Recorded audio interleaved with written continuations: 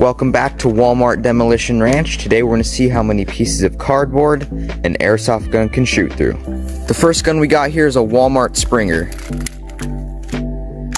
And the Walmart gun makes barely a dent.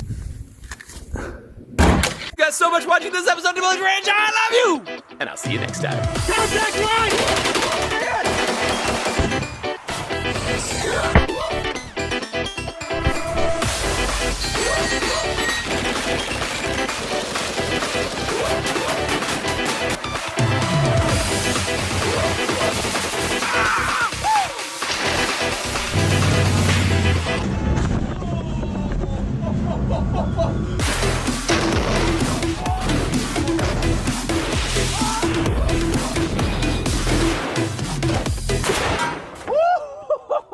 It's quite simple. There's only one rule in the Demolition. You don't tell Mayor.